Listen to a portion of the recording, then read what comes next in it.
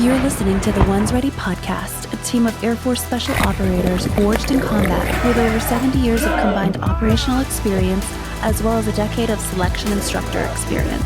If you're tired of settling and you want to do something you truly believe in, you're in the right place. Now here's your host, PJ team leader, former INDOC instructor supervisor, entrepreneur, and physician assistant student, Brian Silva. How's it going, everybody? Welcome back to another Ones Ready podcast. Brian Silva here, and today we have another awesome guest. We got a lot of questions from you guys on Instagram and a lot of engagement, and I know you guys are really excited to hear from him. But first, I want to thank you guys for listening and for following us along on this adventure. I know it's been a little bit over half a year now that we've been doing this thing, and hopefully we've imparted a couple lessons, helped you out at least a little bit. If not, you got a cool shirt, something from the shop, maybe a sticker. So we appreciate you guys listening. And as always, we're there to answer all of your Instagram questions, all your emails, anything we can do to help you guys out and explain more of what we do in Air Force Special Warfare. So thanks again for listening. So today, like I said, we have the chief of the 24 Special Operations Wing. He's a senior enlisted leader. He's Command Chief Jeff Guilmain, and he has 29 years and 6 months of service, so tons of experience to impart on you guys and shed some knowledge about kind of what they do and his lessons learned on leadership, things that we can apply towards not only assessment and selection, but anywhere that you are working in your life. So we are glad to have him on, Chief. So if you don't mind just going through introducing yourself and just tell us, as much or as little as you'd like about, your 30 years. I know you could probably talk for a while about it, but if you can just introduce yourself. Yeah, thanks, Brian. First off, I'm a little disappointed that you asked me to come on and do this, and you haven't given me one of those T-shirts you just talked about. So it's coming. We'll talk about that at the end, I think. Yeah, I get it. You got it. Thanks to you guys. Thanks to your audience, even more so, for tuning in, for listening. I know these guys are putting together a great show for you guys, and I'm hoping what I'm able to do tonight with you is going to be helpful, as well as you guys get set up, regardless of whether you're looking at an AFSPEC war career or just being successful at life. I think, whenever you have someone who's willing to invest in you in the way that we are trying to do tonight, I think it's always helpful. So, I appreciate the opportunity to be here. So a little bit about myself. I grew up in New England, went to high school, graduated in 1990. Think about that. Let that sink in for a moment. And then I joined the Marine Corps actually out of high school, enlisted, never had any intent to go to college.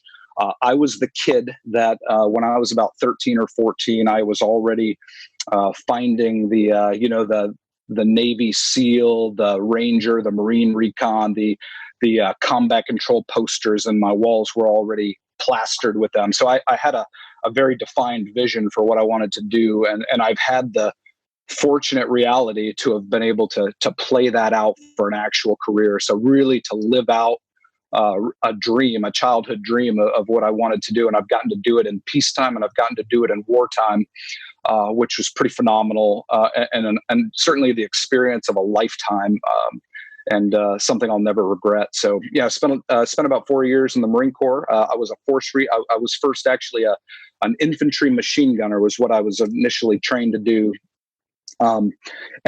Really learned a lot. I was a young kid, but I soon decided that wasn't all there was for me. There was something more I wanted to be doing. And as I explored other options and went on a deployment where I was working kind of side by side in a different capacity with Force Recon teams that were deployed on the same ship with me. And I decided right out there in Rota, Spain, when we were redeploying, they ran an INDOC out there. And I decided, I got down in the well deck of the ship for about 4 months prior to that INDOC and got on the Versa climber and jumped rope. And I got in some pretty wicked shape. And I crushed the INDOC out there, and they pulled me in. So real fortunate to have that opportunity.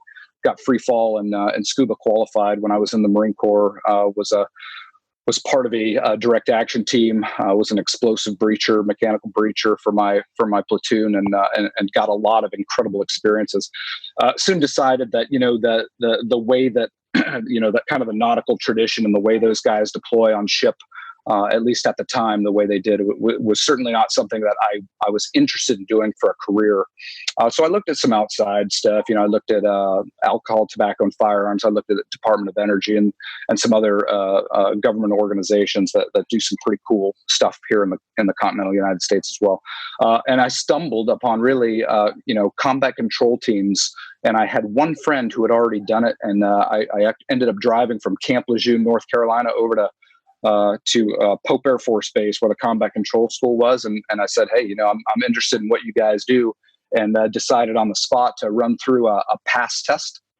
I did okay on the pass test. Talked to some really smart guys that were prepping me essentially for the decision I had to make. And it didn't take me long. I got there, and that's really, that's what got me where I am today. So 25 years later, I've been a combat controller the entire time in the Air Force, worked in special operations that entire time, except for one 4-year tour as a training instructor, where I was one of the line instructors at the combat control school up in Pope Air Force Base in North Carolina.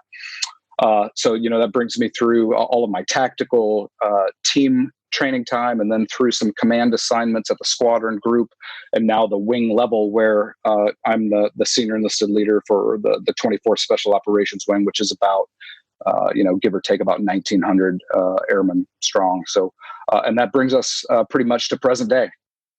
Nice. And on that vein, I just want to ask one quick question about that, because a lot of guys are coming from like a different career field, or they're older and they're trying to like get into the Air Force spec war kind of thing. Since you trained for both, recon and then CCT, was it a lot of different training? And what age were you when you came into the Air Force? Yeah, so I only did, I was 17. My parents had to sign for me to get into the Marine Corps. So I came in, real young, and I was in the Marine Corps until I turned 21 and cross-trained or didn't cross-train, but separated from the Marine Corps, and then went through the whole initial accession process into the Air Force all over again. And so I was about 21 or 22 when I started the Air Force pipeline. And, there's a lot of similarities in the type of human DNA that we're trying to hire. It all comes from, the same small group of Americans that have that DNA. So, the training was very similar. It was a test mentally, a test physically. And then there's obviously the piece, you gotta learn the job and show aptitude to be able to be good at it as well. So a lot of similarities between the two from a training perspective. Nice. Well, Chief, you're in charge of, you said 1,900 airmen at the 2-4 Special Operations Wing, which, is comprised of combat controllers, PJs, special reconnaissance, TAC-Ps, vehicle maintenance, riggers or AFE, intel, all kind of personnel. And so how does this job differ as the senior enlisted leader to your jobs when you were running a squadron? Like, what is that difference between the squadron level and the wing level that you've experienced?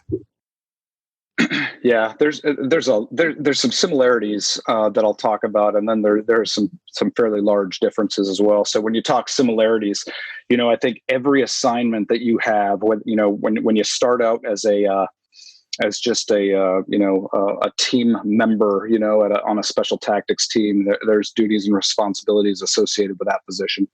And then as you advance in rank, and you promote, you get more responsibility, and that works its way up progressively as you go through the airman tier, the NCO tier, the senior NCO tier, and then once you become a chief.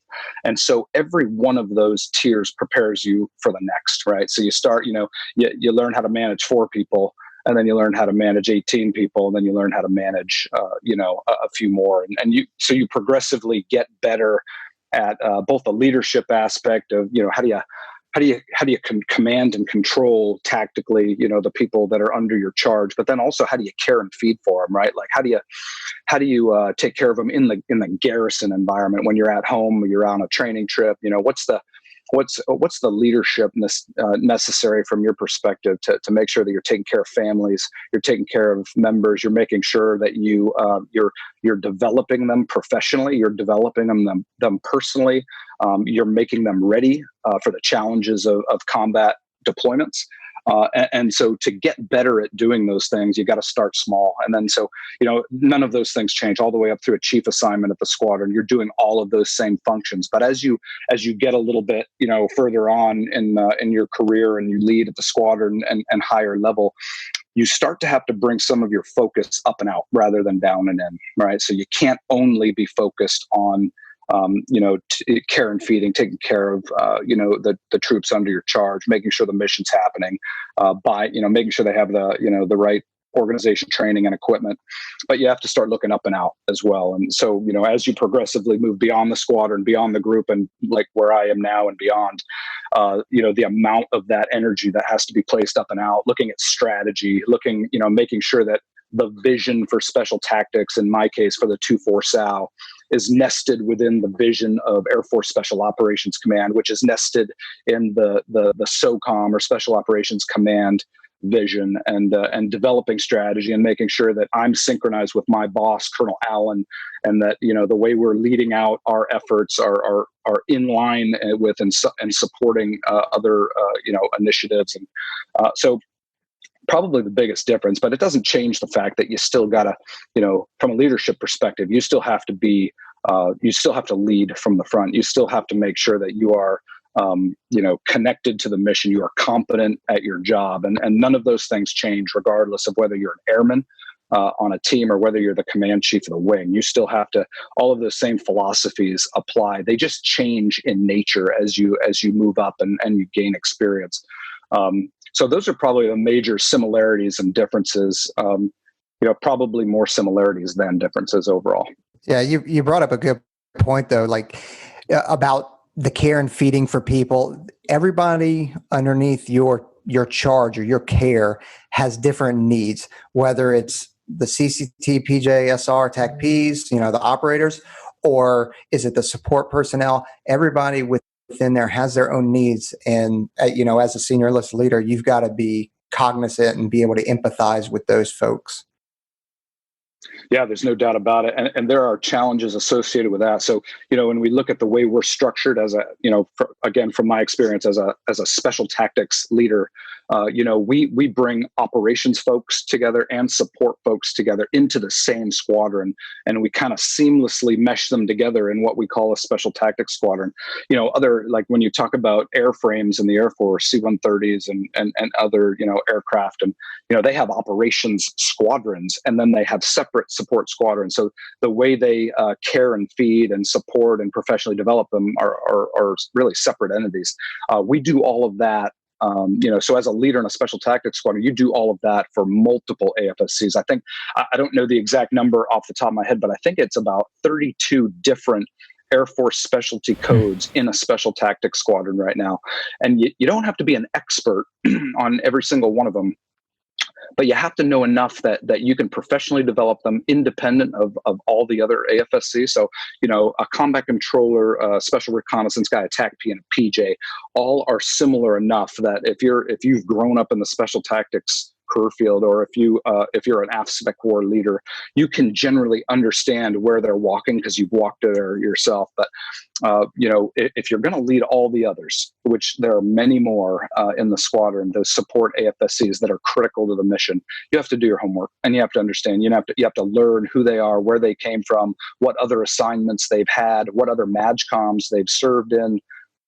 And then what are the defining pieces of their career that's going to make them promotable to the next rank? Because it's not the same as the operator AFSCs, and it's a whole lot of work. And again, you have to start small. So, when you're an airman on the team, making relationships with those guys and your support staff, and learning what they do early, and then as you grow, not kind of putting up the wall and focusing on just ops and what we do, but learning about the holistic runnings of a squadron gives you a huge advantage when you become an operations superintendent or a squadron level leader or beyond. So, I had the fortune of, making a lot of friends in combat mission support over the years, and I didn't do it by, on purpose because I thought it was going to make me better at being a leader in ST.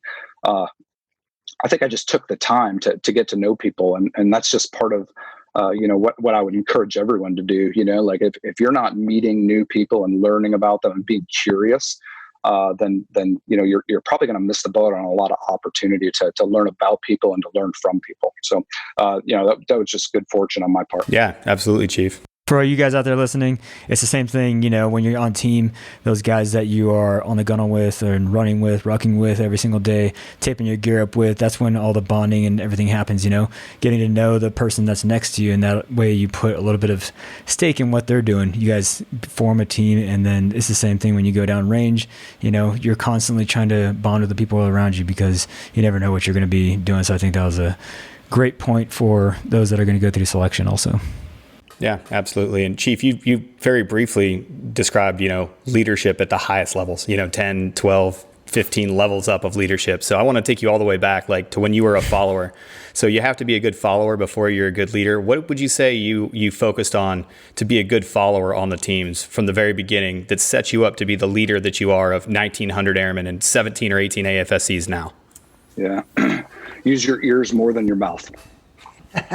Perfect. I think love it. Really, yeah. Like that's the core of it, right? Like if you're not willing to take critical feedback, if you're defensive in nature about being told that you're not perfect, then you're not going to go far. Because I'll tell you, like 30 years of service now, working for an 06, formerly working for General Tudor when he was the wing commander.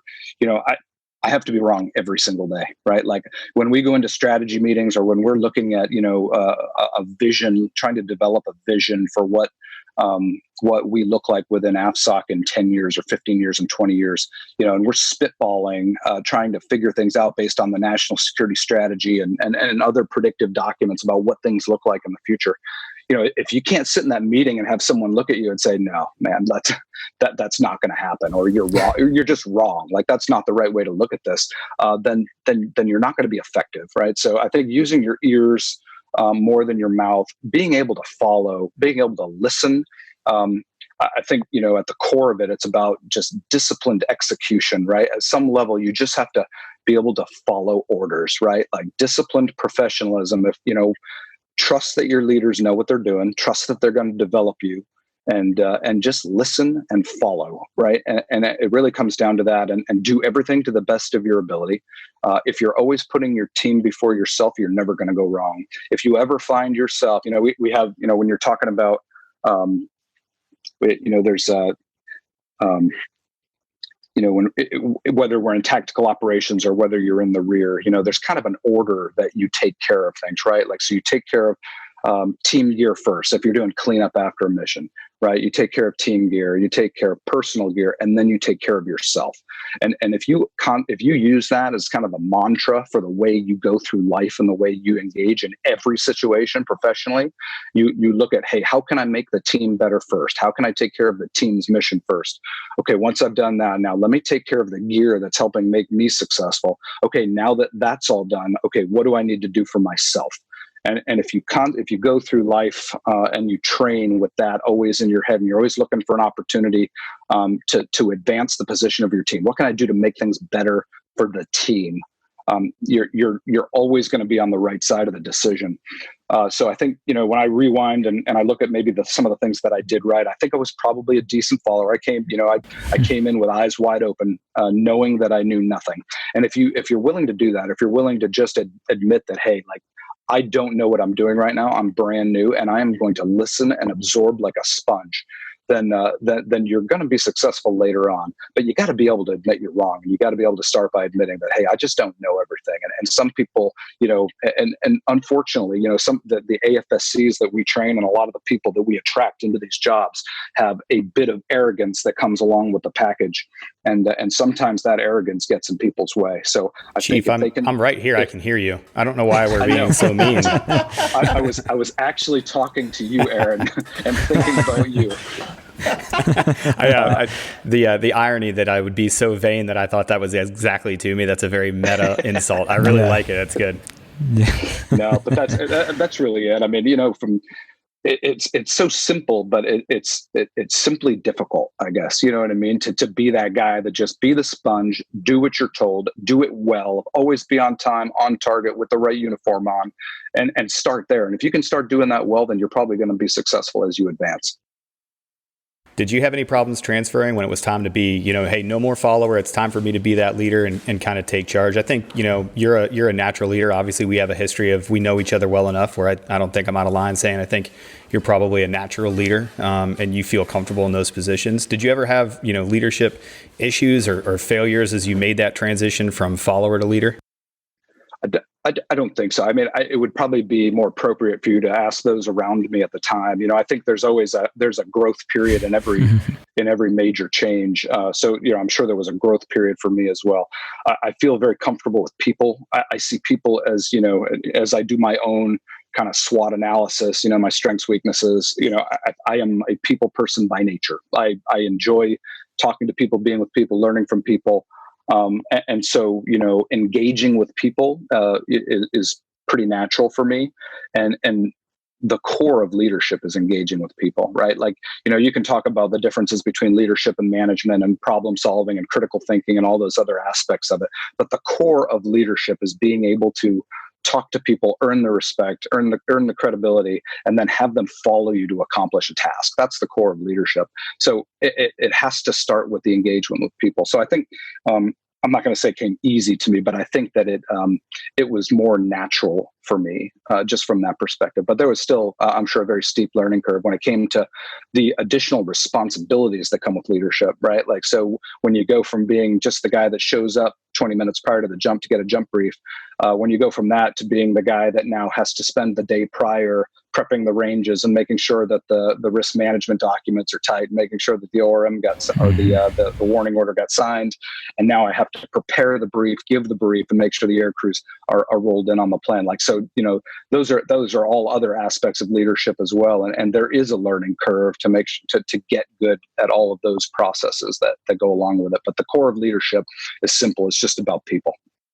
That's outstanding. And oh, by the way, you then accept responsibility for that entire training event too. So there's always that added pressure that I'm sure that you felt as you did it, because I sure did. What's Chief, hit us real quick. What's on your reading list? What books would you recommend to somebody that's out there that you like? Wow. Well, I've got a long reading list here. Let me do this real quick, like, since I got this sitting right next to me. So I read, but I've also found that I don't have as much time for reading. So when I do a lot of training on a stand-up paddleboard, and I listen to audiobooks while I paddle. So let me give you, I've got this thing sitting right here in front of me. So on Audible, The Next 100 Years, it's phenomenal. Absolutely phenomenal. It'll change the way you look at geopolitical stuff that you're seeing in the news right now. That's a real good one. Atomic Habits is another one. I'll tell you, like, if there was one book that I would give a young man or woman to read right now that will potentially change the way you look at your everyday, it would be Atomic Habits. It really talks about, like, the little things that you do every day, the sum total of all the little things you do, and the systems that you build into your life to enable the successful accomplishments of these little things, so that you, at the end of every day, you have accomplished your task and you've moved yourself forward toward your goals. So it's not just a goal book. There's a lot of goal books out there that talk about, how to set goals and how to build strategies and inch stones and milestones and all that. But this talks more about the systems of your life that you build into your everyday that enable you to meet your goals. And it is absolutely, to me, it was mind blowing. It's not rocket science, like, it's not stuff that's going to blow your mind. But when you hear the way it's talked about and the way you can apply it every day, I wish I would have read it 20 years ago. So I would say that's on there. Of course, every human should read Viktor Frankl's Man's Search for Meaning. That is, I've read that book now 3 times, and every time, like, I find, I'll be a sobbing mess in a dark room in the house sometimes, just reading about, and thinking about, I need to be happier with what I have more often, because my life is incredible. It's absolutely incredible. And I am wealthy in so many ways. And when you read about, things like that and how he specifically reacted to the situation he was placed in as a Jew in a camp during World War II, I'll tell you, it'll change your life. If you haven't read it, you need to. Call Sign Chaos. You got to read Call Sign Chaos. I mean, greatest Secretary of Defense. The Saint General Mattis. Absolutely. You have to read Call Sign Chaos. He breaks things down. He breaks down complicated concepts of leadership and how to maneuver forces on the battlefield. Like, and you'd think you went to school and learned it yourself, because he breaks it down so clearly. And the man is, I got to meet him a couple times. He's certainly an idol of mine. I think that he's a phenomenal guy. And then anything from Simon Sinek. Simon Sinek is phenomenal. Leaders Eat Last is probably his most popular work. I've read it a couple times. Start with Why is also a good one. Infinite Game. I read a lot of historic fiction, strategy, just some things like what else? Legacy, talking about the New Zealand All Blacks. It's a great book about how to turn a team around. Yep. You got to sweep those sheds, Chief. Yeah. That's exactly right. Yep. So that one, and then anything by Malcolm Gladwell as well. The first book I read by Malcolm Gladwell was Tipping Point, and Tipping Point I read for a specific reason. We had some organizational change that we had to do at a squadron that I was, my first chief assignment, as a matter of fact, and we had some stuff that was brewing that wasn't necessarily real positive, and I was looking for a way. How do you create that tipping point in order to affect permanent, lasting organizational change? And that book became my go-to. I had it highlighted and, dog-eared corners on pages. And as we tried to build out this plan for how we were going to, essentially turn a giant ship, as quickly as possible. That was kind of my go-to. Talking with Strangers is another one of his books that I'll tell you. Right now in the American climate that we're in right now, I would recommend that everyone read that book and just understand at a deeper level the differences between people, regionally, based on ethnicity, and just, the country versus the cities, and how, we may be talking and saying the same words to each other, but we're not hearing the same thing from each other as we say them. And it's just an amazing, he's brilliant. And I love his work as well. Blink is another one by Gladwell that I think is phenomenal. You must be on the paddleboard constantly. Yeah, I was going to say that's a lot of books, Chief. Man, I'm glad that do you at least listen on 1.5 speed or what? Yeah. and don't forget about Alone at Dawn. Yes. I got an advance copy when that book was still in publishing, and read it and got to, I had the honor of being able to, give Dan a little bit of critique on it before it got published, but just a phenomenal work about John Chapman and his heroism on Takagar that earned him the Medal of Honor. And we'll definitely get all the list on the YouTube links and everything. If you can send us an email just with some of the stuff, and we'll get it from the transcript and everything, but we'll throw it up on the drive and make sure that you guys are able to access these lists, so you can go back and reference it over and over again, or you can just come back and listen to the podcast over and over again. We're totally cool with that too. But kind of switching gears here a little bit, you guys out there listening might not know, because Chief Guilmain is so grounded and he's talking to you like a normal person, but being the Special Operations Wing Chief, he's, at the very top, and not only is he grounded and talking to all the people, managing that, but he's focusing on the vision for, the rest of the squadron, like he said a little bit earlier, is up and out and what's going to be happening, and trying to plan that stuff. And it's not an easy feat trying to figure out, steer the ship and tell everyone this is where we're going to be going, and then get their buy-in on that.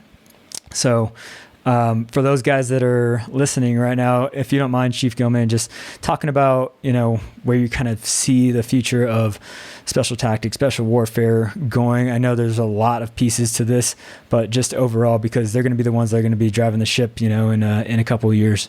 So if you don't mind going into that. Yeah, no, I don't. And I'll tell you, it's not just all of you out there that are kind of waiting for this. There's a lot of things out there that are in movement right now when we talk about the national security strategy for the next 10, 20 years. What's the world going to look like in 2030, 2040? And what does, specifically, again, from my experience, what does special tactics, or what does AFSPEC war need to be able to do in 20 years to be successful? We built the special tactics squadrons group and wing that we needed to fight the war that we've been fighting for the last 18 years. And we have been overwhelmingly successful at doing that. But we've grown the force in a very specific direction for a very specific purpose in order to win at what's been asked of us, and that was essentially a counter violent extremist organization fight, right? Like what you've been watching play out for years now in Afghanistan and Iraq. And I don't think any of that is going to go away immediately overnight. But what we're being asked to do is start looking at other threats to national security in the next 10, 20, 30 years. And then what do we do? What do we have to do as individuals? So when we talk AFSCs, combat controllers, special reconnaissance, pararescuemen, TACPs, all of the combat mission support AFSCs or specialty codes that make up a squadron, what should that look like in the future for us to be successful? And what are the missions that we see ourselves doing on behalf of the nation holistically in order to win, in order to be successful? And as we try to, kind of look in that crystal ball a little bit and figure out what that looks like, we have some pretty specific directions that we're kind of walking down that we think are going to be asked of us in the future by the nation in order to compete with the emergence of powers that are we haven't paid a lot of attention to over the last 18 years because we've been so focused on the violent extremist organizations and winning that fight. But countering the emergence of other great powers in the world that don't necessarily have our best interest in mind is definitely something that we will be involved in. I think that, there was, and I don't know if your audience is familiar, but that there was, the Battlefield Airman Vision 2030 that was published not too long ago, really. I mean, we're just talking, the last 2 years. Yeah, it was, maybe it was 3 years. And it was close. I think there's a lot of stuff in there that was obviously pre what we have now as a national security strategy. And I think it's going to be shaped a little bit. The need for ground operators in the Air Force, highly trained, highly technically proficient to be able to do things that others cannot or will not do is not going to change. Yeah. We're still going to need that. The tactics, techniques, and procedures, the mission tasks that we go after, the things that we're going to be expected to be able to do are probably going to change a little bit. And how we do those things is probably going to change a little bit. And who we do them for is probably going to change a little bit. But what's not going to change is the DNA, the character, the competence of the operators that we hire. That will remain regardless of how the mission changes.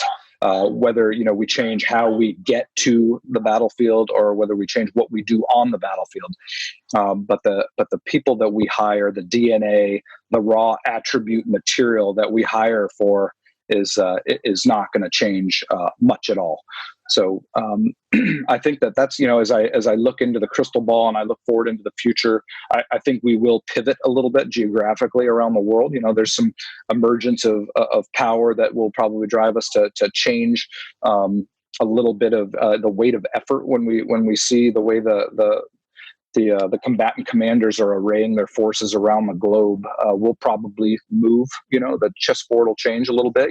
We have force numbers in Afghanistan that are X right now, and they'll probably go down to X, and then we'll those forces will be needed elsewhere, and we'll pivot and shift as needed.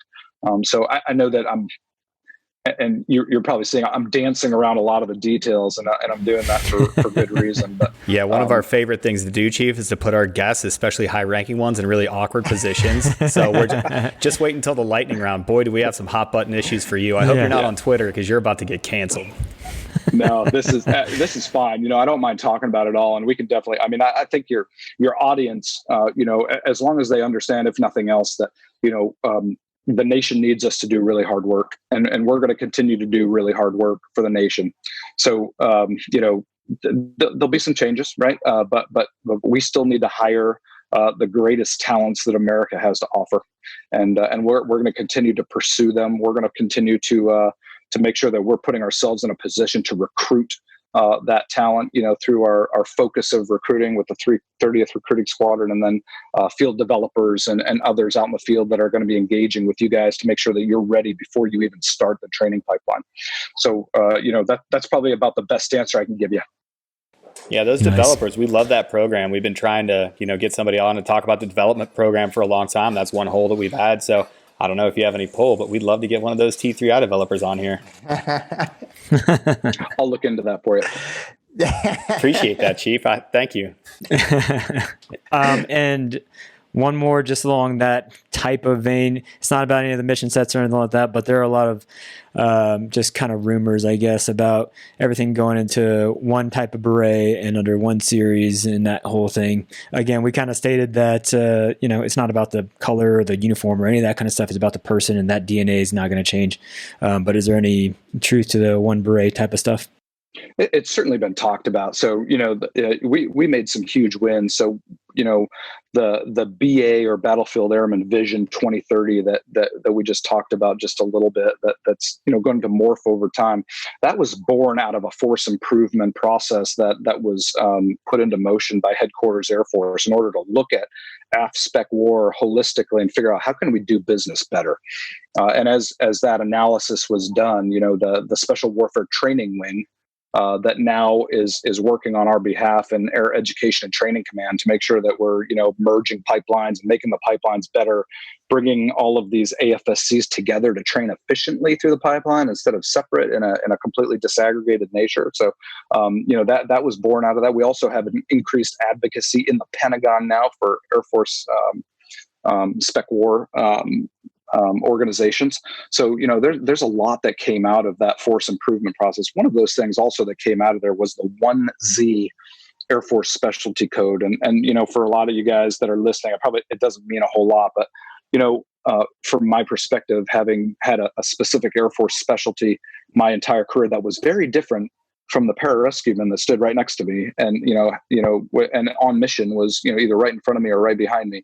Was always strange to me that they were a 1T coded AFSC and I was a 1C coded AFSC, and I never really understood why that was.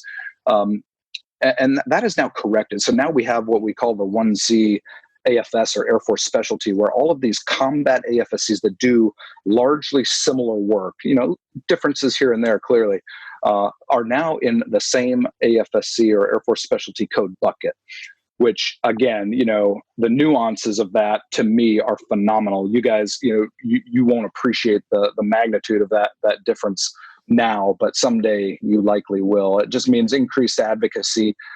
It really streamlined the way we hire. It streamlines the way we train. It streamlines the way we manage the force. So a lot of real goodness came out of that. So, there's been talk about, so since, hey, we're all 1Zs now, why don't we wear the same hat? And I think we talked about that a lot when we were, about a year and a half ago, when it was all but imminent that we were going to be moving all of the rescue forces from the Air Force, or at least the Guardian Angel forces in the Air Force, were going to be coming into AFSOC, or at least so we thought. That's when we actually sat around a conference room in the 24 SOW, and I had a bunch of PJ leaders from Air Combat Command, and I had a bunch of controller leaders from AFSOC, and we talked about it, and we didn't come to any conclusions. I think there was some agree to disagree on whether it's worth doing or whether it's the right thing to do, or what does it do to our heritage? What does it do to the historical ties to the rescue community, which are deep for pararescue, very deep. And then the same thing on the combat control side. So I would say that it's not inconceivable to me that at some point in the future that conversation could happen again. But I mean, we're not having that conversation right now. I think we're doing a lot of really hard work to make sure that we're managing the force the way it should be managed right now, that we're growing into the new missions and structures that may emerge out of this vision that we're looking at moving forward. But right now, those conversations about, the beret or what we should or shouldn't be wearing are not happening currently. Oh, that's good. And I think that's, I mean, call me non-empathetic or whatever you call it, but I mean, it's a beret. And I think that we have bigger issues that we need to discuss and solve than a singular beret. But that's just me. Yeah. Yeah, we've always been early adopters here, Chief. So yeah, you're in good company here. We ask because it's on everybody's mind, and we got a couple questions on it. But I think we all feel the same way here. So got to crush rumors over here. I mean, there's some, from a cultural perspective, as we grow together, clearly the pipelines are being pushed together closer and closer year after year. It's hard to, stranger things have happened in 10, 20 years than merging career fields closer than they are right now. But like I said, I think that's some time away if we're going to talk about it again. Yeah, definitely. Well, I want to bring it back a little bit to people, since we know that that's what makes special tactics, the Air Force, DoD, and private sector run. So what are some of the key traits that you look for in your, not only, I mean, let's look at maybe your enlisted force. What are some of those traits that you look for in there? And then I'd like to also know what you look for in your officers. Yeah. We hire for, there's a very specific attribute model that we use when we're hiring AF Spec War airmen, that go into the pipeline. And we use a very similar attribute model for special tactics officers and CROs as well. They're not real different. It all starts with, and we talked a little bit about, DNA earlier. It starts with, I think, character. So if I was going to, put my finger on one thing, you hire someone with character, you're always going to know what you get, right? It doesn't mean they're competent. It doesn't mean that they're going to be good at their job, but it means, if you hire someone with good character, they're always going to try, right? They're always going to have drive. They're always going to be hardworking. They're always going to be someone you can count on. That's character. Competence is something that's separate, but equally as important, right? Because you can have a guy with great character, but if he can't solve the problem you need him to solve, then it's not worth a lot. So I think, you talk about character and competence. Physical fitness clearly is one of the things that's super important for us to hire for, not only because, a lot of the things that we do are wicked hard, and you're not going to be able to do it if you're not in a high level of physical fitness. But it also makes you a more confident individual, and studies show that on the civilian side. We show that in through our processes as well. People that are super fit, they handle stress better. They're better in situations that others might fold. They have more grit, determination. So those things are all important to me. On the leadership part, there's one piece, and you don't often hear, kind of steely-eyed killers that lead in soft organizations talk a lot about this, but you really have to care, right? And I say that from the perspective that, if you boil everything else away, you have to care about the people that you're leading. You have to care about doing things right. You have to care about being good at your job. You have to care about the mission and what your overall, if we're gonna make decisions to potentially put our lives on the line for something, you have to really care, or you're not going to be invested, right? So, a byproduct of caring is passion. Passion is fuel, and that's what fuels us, right? Like people that run on passion are always going to be more effective than others. So I think that's kind of those are the big ones. There's lots of other things too, right? Like we talk the intangible ones, the ones you can't really put your finger on, like the dude that's he's going through the pipeline and he's just gritty, right? Like it does not matter what you do to that cat. And I remember these guys when I was an instructor. It doesn't matter how much mud you put them in. It doesn't matter how cold they get. It doesn't matter how many miles they've run or how heavy the ruck has gotten. Like they just keep going, and they're hurting, but they don't show it. And they want to stop, but they don't. And that's grit, and grit, I guess, the synonym would be determination, but I think grit's just a better word. And that's, if I had to boil down the character model of the guys that we need smart, gritty guys.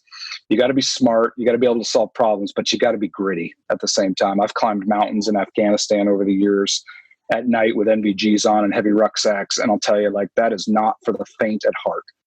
And you do things like that in combat conditions. Like that's, that grit comes in handy. So I would not hire someone who I did not think had that kind of, gritty, determined ability to just power through any obstacle. So those are that's the way I look at, how we hire the people and what makes people successful in these kind of jobs. I feel right now is a good quick little story time, because I don't know if you remember this or not, but I hope he does. I can't wait. Oh, this is so good. Chief, wait, I have personally been excited about this for about 3 days. So, you and I have known each other for 20 years now. Met you in 2001 at Combat Control School.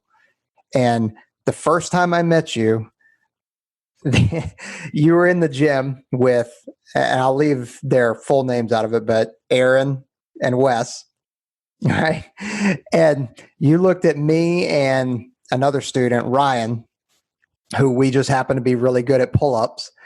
And you guys are repping out. You've got the weight belt with a chain with 100-pound plate, and you guys are just repping out pull-ups. And it was like, well, you guys think you can do this? And I like, well, who y'all, Sergeant? And and to put it in perspective, I love the student hoo-yah. It was a confused hoo-yah. It wasn't like a motivated hoo-yah. It was more like, I don't know hoo-yah. I have to because you just asked me. Yeah. Do you think you could do this? That's a direct order from a cadre member. You guys will figure that exactly. out. Yeah, there was no, that was absolutely the intent. Yeah. Yeah.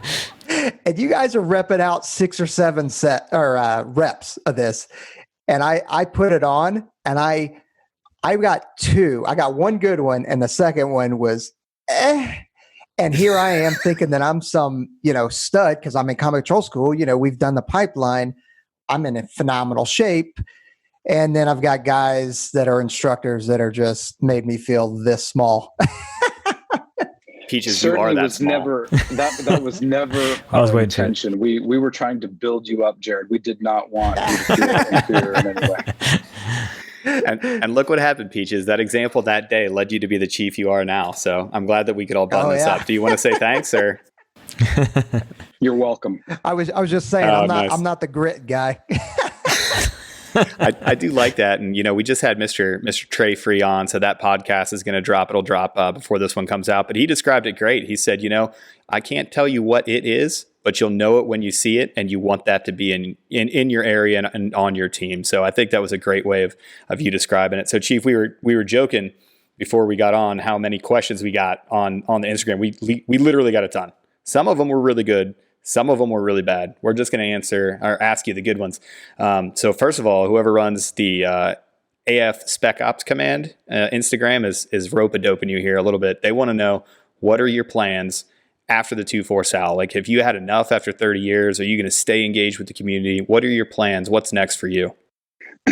Well, I've got a few things that I'm looking at. I don't want to talk about some specific companies that I'm currently talking to. I suppose courting is probably the right word. I am, I'll be separating. So, 30 years is higher tenure for a chief unless you get a waiver past 30 years. So I'm definitely I have an approved retirement. I am on my way out. I would like to, maintain a connection to the community. I don't know exactly what capacity that will be in yet. I'm hoping in a mentoring role. I think my passion's in mentoring and teaching. So I am looking at, a certain company that I actually had a phone call today where we talked a little bit about opportunities for me to run training for them. So, I'm engaged with the right people to have those conversations. I've loved, I tell people all the time, this has been a 30-year career where I've never felt like I go to work every day.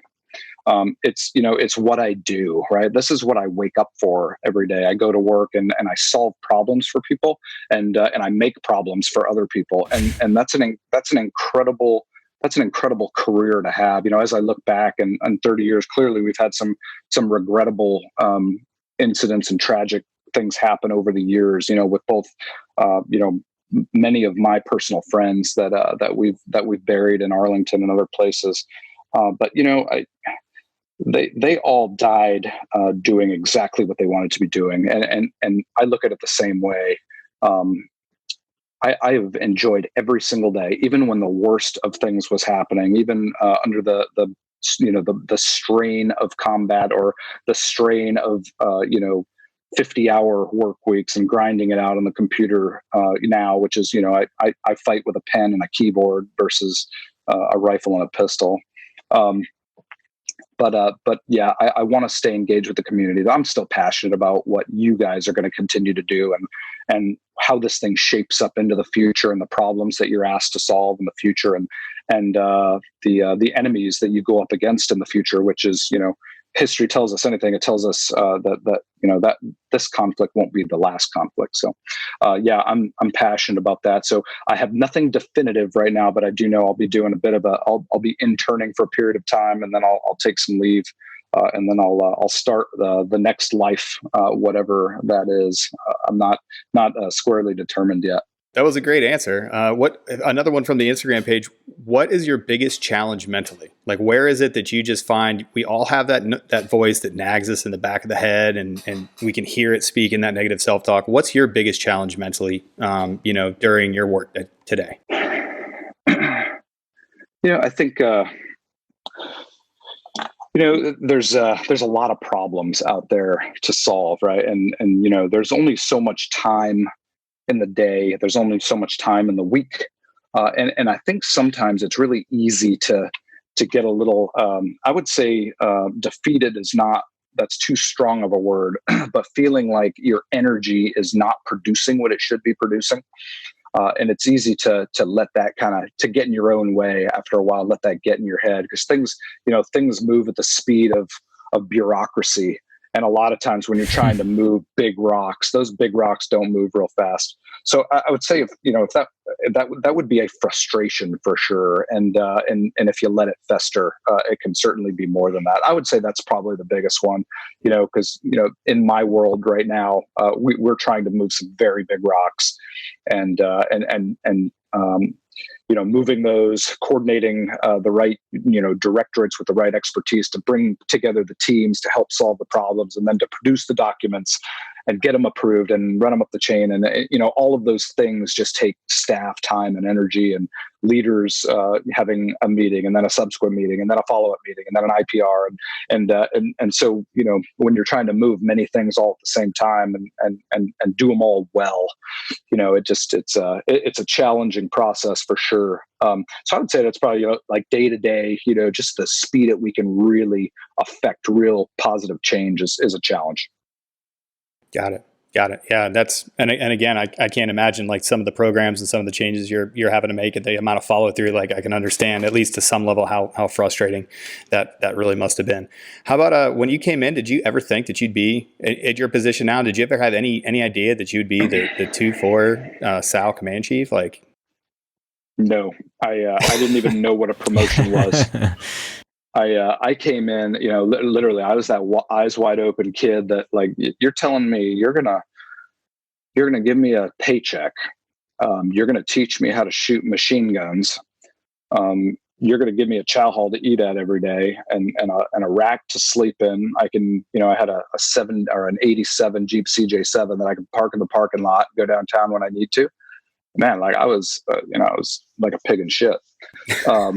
So no, I never, and nice. I never really got away from that. Like I lived that way, real Spartan for a long time, until you get married and you start, setting up some roots and building, a little depth into your life with your family. But I really, no, I didn't. I never strive for promotion. You'll hear about, and you guys have experienced the people that go their entire career working toward the next promotion. Mm-hmm. And man, like that's a hollow career, man. I'll tell you, like I've never wanted to be promoted. I've never tried to be promoted. I've never done certain things to try because I thought it's what should be on my performance report to get promoted. I've never joined certain clubs because someone told me, hey, if you join this club and you have that on your performance report, that'll help you. I've never done any of these things. I focused on, caring for people, understanding my job, being competent, troop leading, always being there when people asked for help, always being the guy that raised his hand when there's a deployment coming up and so can't go, or their wife's having a baby and we need to fill this last second deployment billet. Man, put your hand in the air and go do it, because it's the right thing to do. And as you just do those things and you make the right call time after time, people appreciate the fact that you're someone that can be counted on, and you're competent, and the quality of your work is always where it should be, and promotions naturally happen as a byproduct. So no, I never wanted to. I never focused on it. Promotions came. Some took longer than others, but they all happened. I didn't actually ask to be a command chief in the Air Force either. This was something that I had a few leaders, ask me if I would, and I reconsidered an earlier retirement that I was going to do, and I said, I think maybe this is worth sticking around a little bit longer for, and I did, and I don't regret it, because the experience of having worked at the group level with a large organization, and then the wing level with an even larger organization, and learning how that functions, and learning how to be an even better leader. And having to open up a whole new toolbox of leadership skills to work at this level versus working at the group, squadron, and then team level. So it's been phenomenal for me. And so no, never wanted to get promoted. That would be my advice to anyone. No, don't seek promotion, seek opportunities to excel. Yeah, I think that is really important. Like you're talking about, we, like you said, know a lot of people that, it doesn't happen as much in this career field, but in the rest of the Air Force, it's like, that's the bar that they meet, and once they get to chief or whatever, and they're just done, and they don't want to do anything, and they're not looking at the people like you're talking about. They're looking at what's on my shoulder, I guess now what's on my chest, with the OCPs, but they're just looking after that one stripe. And I think it's really important, just going back to what you said, just focusing on the team the entire time. And like you said, you're always doing the right thing if you're focusing on the team and not yourself. And you can't lead with your stripes, right? Like if you try to lead with your stripes, you will fail every single time. The stripes are a byproduct of the leadership that you're providing already. Love it. So going along that kind of vein a little bit, we were all younger kids at one point. We didn't have much as far as information on the internet or training advice or any of that kind of stuff. So kind of looking back at your former self before you joined the military, what one piece of advice did you wish you would have known, or what would you tell yourself about your career that was going to be in the military? I'd say stay the course. There are a lot of roadblocks that could try to get in your way, and this applies to life in general, not just a career in Air Force Special Warfare, but you got to be willing to fight for it, right? Like there's administrative processes that are a challenge to navigate. The pipeline itself is incredibly difficult. It takes a couple years to get through it, and you got to show that determination to stay motivated as you do it. And there could be things in your personal life that act as barriers as well, either through relationships or other things. There could be health concerns. There could be all kinds of things that go on. And I would say, you just got to be willing to persevere. You got to be willing to not take no for an answer. That would be one thing.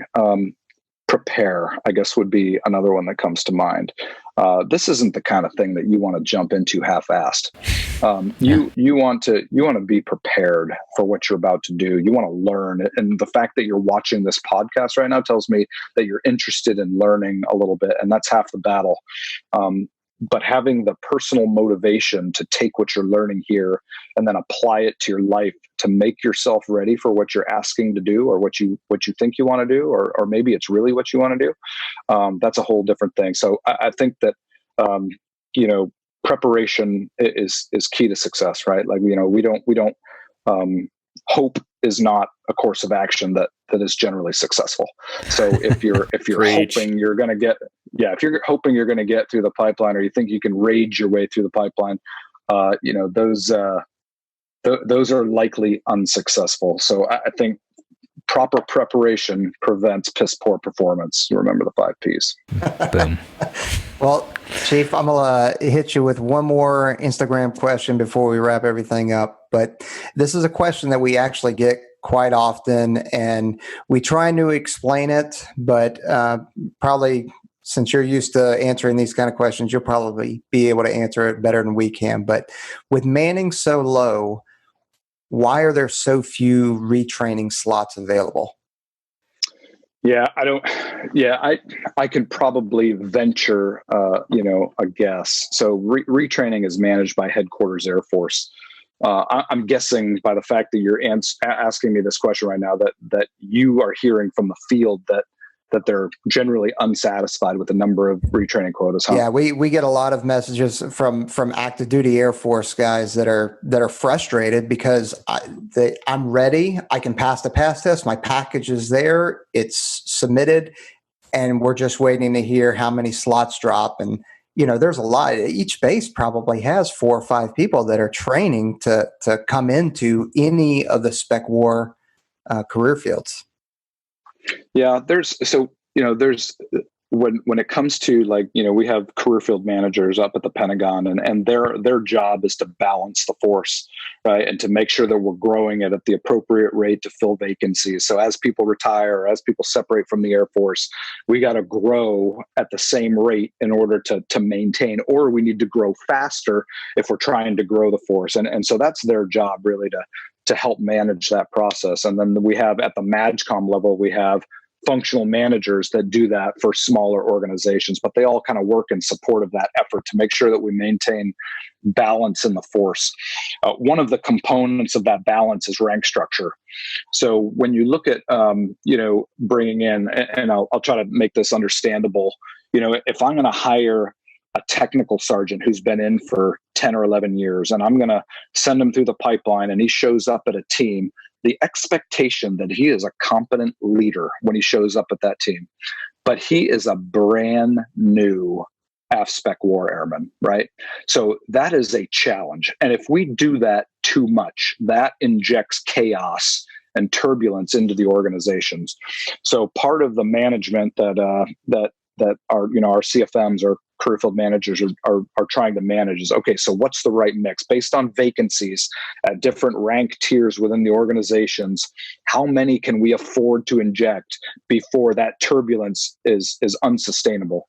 So that's part of the calculus that goes into it. And there's likely more that has to do with end strength numbers for the Air Force as we try to Congress dictates how big the Air Force can be and how big career fields are and how many vacancies we have and all that stuff.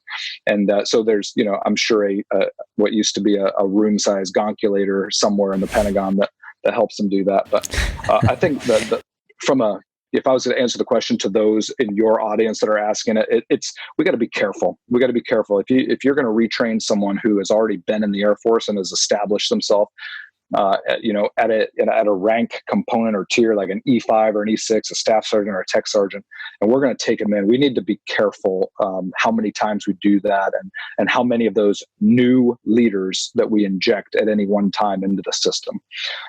Because, there's a big difference between a staff sergeant who's grown up as an AFSPEC war airman and a staff sergeant that was any other career field and is brand new in the same formation.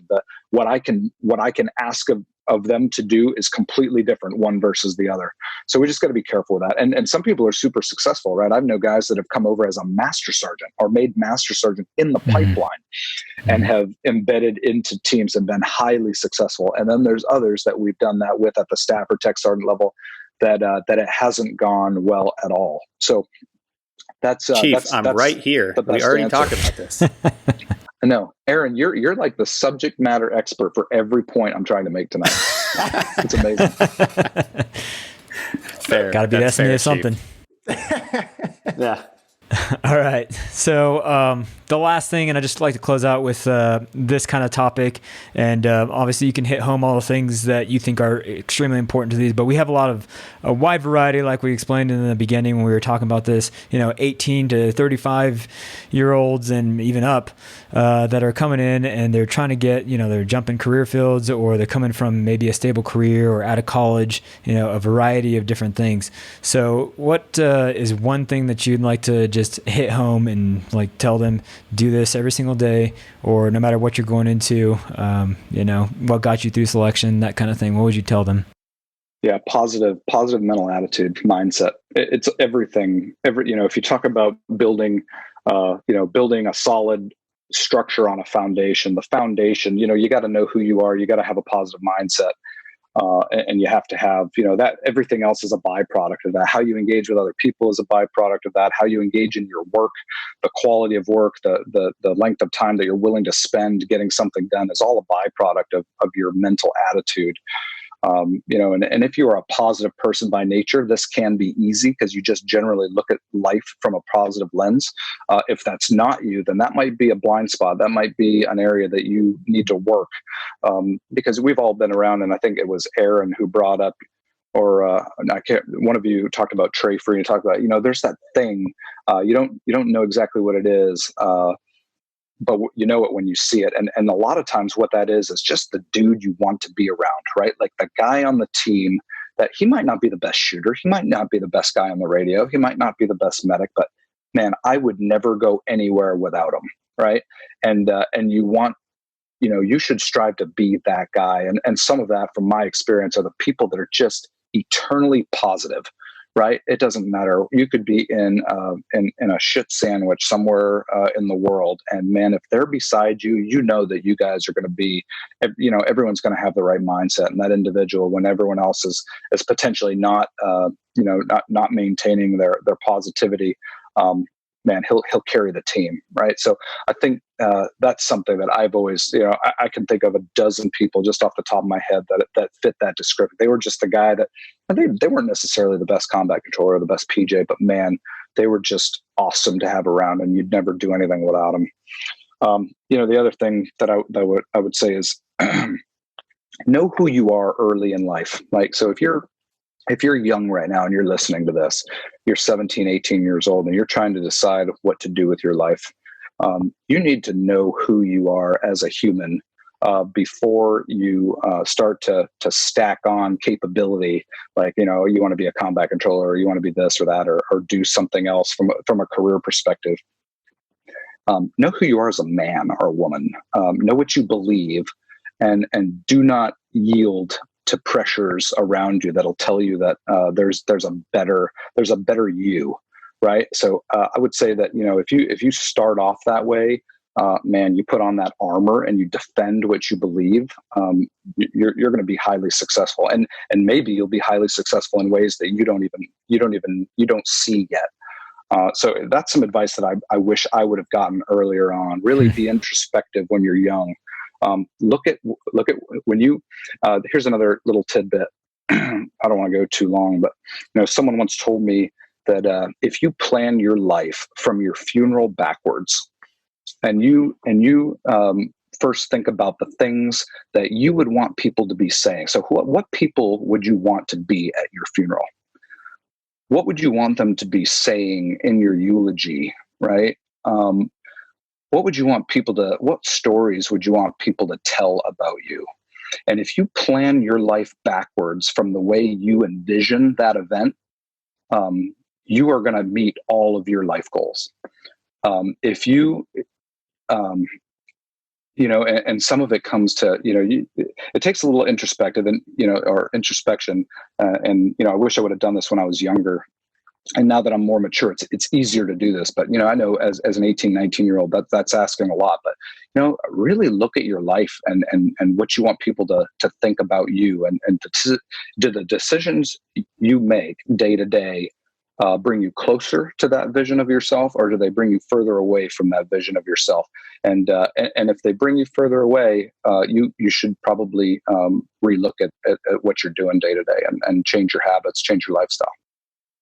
I think that is super important because a lot of the guys we talk to, like you said, they're young. They're like, I have time. I have time to, grow into myself. I have time to do whatever, I don't really need to start doing anything until I'm like 25, 30, that kind of thing. And those people, if you can get out of school earlier or whatever and do just like the chief said and figure out the person that you are earlier in life, and the earlier that you do that, the more you can stack on stuff, because it's kind of like, you have a 4-cylinder engine when you start out with, and then you start building your frame before you start adding on patches and nice things, because really what matters is the engine and what's going to drive you further, not the fancy things that are going to be on the outside, like the badges and all that stuff. So I think that is super important. So you guys out there are listening, make sure that you are doing that.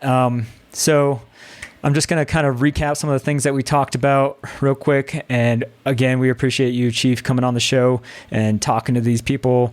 The audience, like you said, is soaking up all the knowledge they can get. And right there, the last 10 minutes was just awesome. I think we're going to do like a full 10-minute soundbite of all the things you just said, because there's a ton of wisdom in there. But the other stuff, like we were talking about in the beginning, Chief, with over his 30 years of, being in the Marine Corps to recon, going through multiple selections and kind of building himself into the person that he eventually became, but not intending on getting that position because he was focusing on rank or focusing on any of the other, other things that would be like those little badges and like, oh, nice to have. But he focused in on the team, and I think that is super important. And it starts from day one when you step in the door in the Air Force. Those people are always going to remember you for the rest of your life, like Chief Peaches, or soon to be Chief Peaches, and Chief Guilmain were talking about.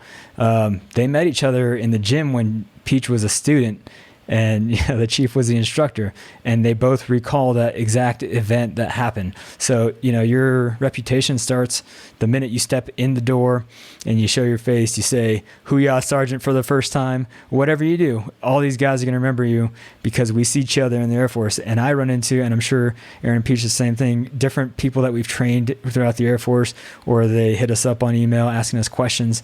So it's a continuous thing, and people are going to expect that same reputation. And you want to be that guy that people can trust and lean on, just like the chief was talking about. As you go through your career, if you're that guy that consistently has a good answer, or at least a good outlook that they will find the answer to every single question or problem that comes up for the team, then you're cool, calm. Then they're going to keep on coming to you for answers, which, obviously Chief Guilmain has a ton of answers because he ended up getting a ton of those questions and then rising to the level of the SOW chief. So just consistently strive to be that guy, and you will go further in your career than you would have planned, but it's all about a team. So I appreciate you coming on, Chief. And if you ever want to come on again, or anything that you want to recover. Oh, and again, we will make sure to put that list, if you can get the reading list, for those guys to read up on, because reading is super important. If you're not reading, listening to podcasts, any of this stuff to prepare yourself, and you're just listening to Britney Spears or whatever you're doing during your workouts, if you're into that, sure, there's a time for it, but listen to your podcast. Don't judge Britney. All right. And I'm just saying. T-shirt, Brian. Don't forget about the T-shirt. Right. Yeah. We will get. Got him. We'll get the chief a T-shirt for sure. Maybe we'll have to make a special "Hope is not a COA" one's ready limited release T-shirt, and we'll have the chief. I like it. Hope is not a COA. Maybe that's the next one. Boom. That is actually Pretty good. I like that. Actually. Yeah, I like that. That's a good one. All right.